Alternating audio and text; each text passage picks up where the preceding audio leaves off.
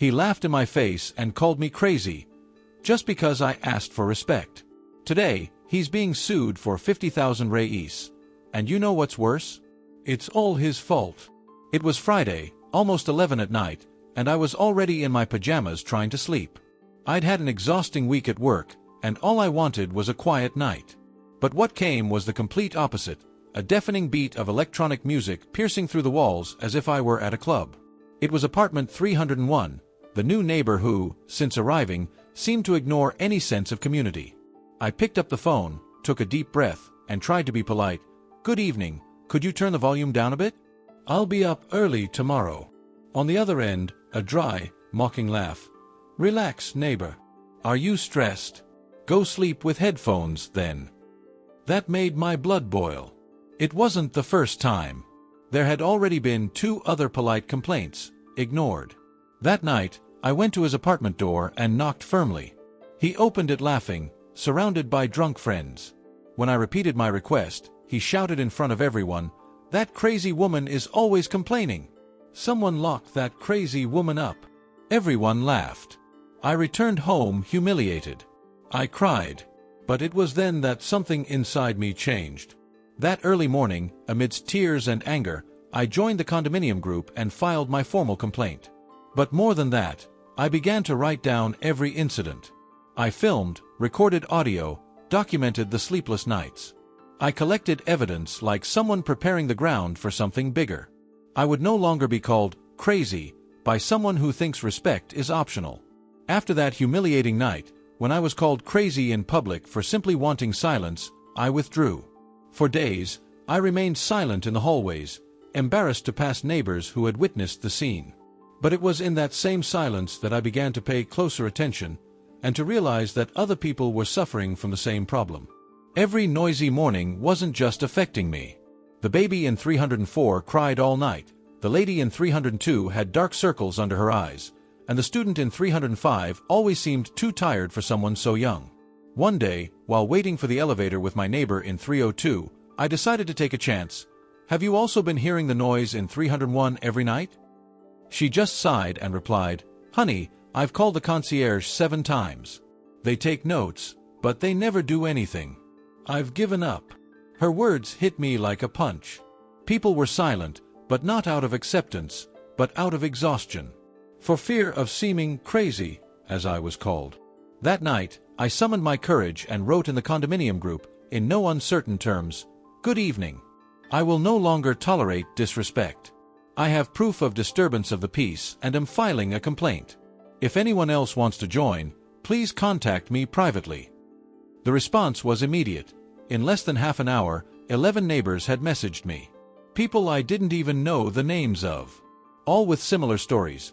Shouting at 3 a.m., loud music in the middle of the week, parties that went on until dawn. That's when one of the residents, a lawyer, stepped in. She said we could file a joint lawsuit. If there's a repeat offense and sufficient evidence, it's even possible to seek compensation for moral damages and disturbance of the peace. I trembled. For the first time, I felt that the silent pain that consumed me could be transformed into something concrete. Justice. We met on a Sunday afternoon. Each person brought their own records, screenshots of conversations, videos of the loud music, police reports. What seemed like an isolated nuisance turned out to be a pattern of abusive behavior. The neighbor in 306 said the noise was causing anxiety attacks in his autistic son. The woman in 305 showed how she recorded the sound from the wall to justify missing work the next day. The woman in 302 cried, "I thought I was the only one suffering." Pain turned into unity, and unity turned into strength.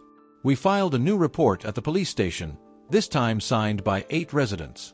Based on this, the lawyer filed a class action lawsuit for disturbance of peace, moral damages, and recidivism.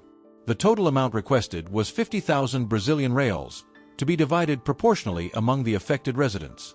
The penny dropped. We were no longer isolated victims. And he, the mocking neighbor who called us crazy, would now have to answer in court. And the best part? This was just the beginning. Patience has its limits, and mine ran out one Saturday morning. It was after 2 in the morning when I was awakened by a deafening bang coming from 402. It was someone's birthday, according to him, but there was no warning, no control, no respect.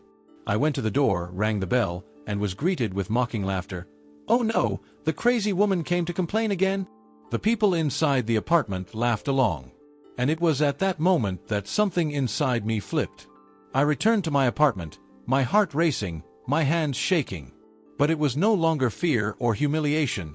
It was anger. I grabbed my phone, turned on the camera, and started recording everything. The sound, the people shouting, the mocking conversation, the insults directed at me.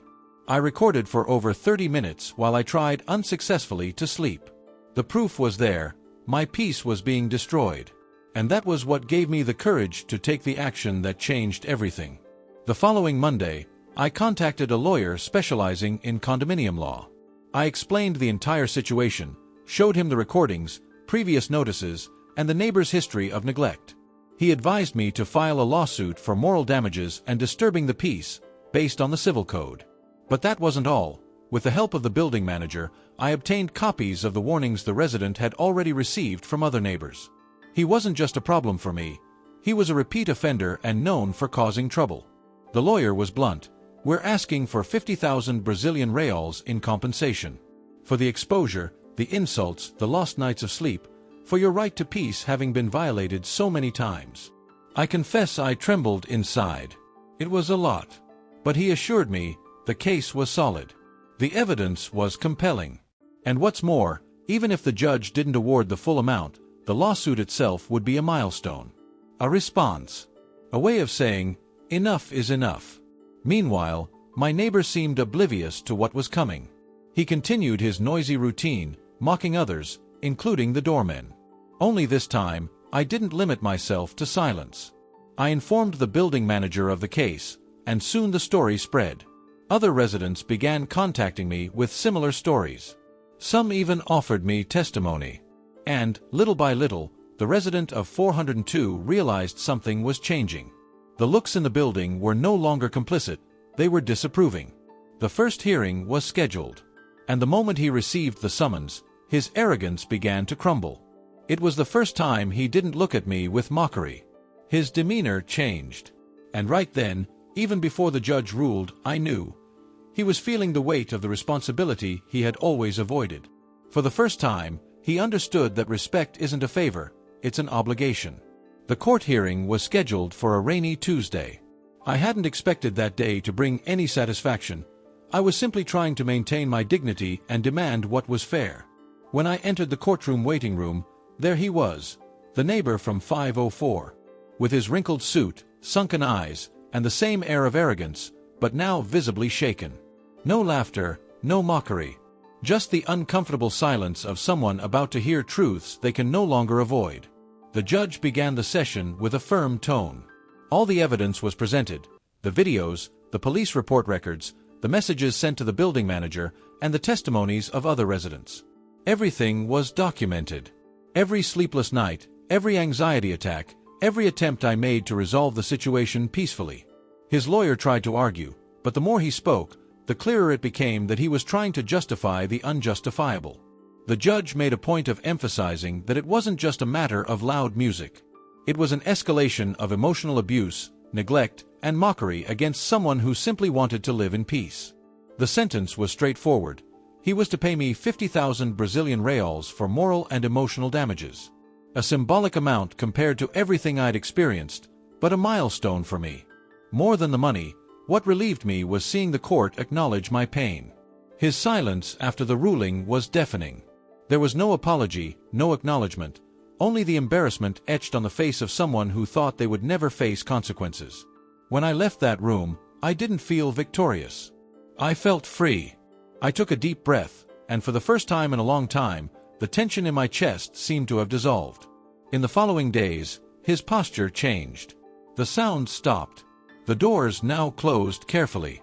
In the elevators, he lowered his eyes. Other neighbors, who previously pretended not to hear or see, began to greet me with a certain shy respect. Some even commented that they always found his behavior strange. It's funny how people only take a stand after someone has the courage to face the storm. But I didn't expect applause. I just wanted peace. And finally, I got it. Today, I move on with my life. I still live in the same apartment. I planted some flowers on the balcony, started cooking on Sundays again, and even adopted a kitten. Sometimes the trauma still hits, but it no longer controls me. The neighborhood has changed its view of me, and, perhaps, of itself. What was once mocking laughter has become a respectful silence.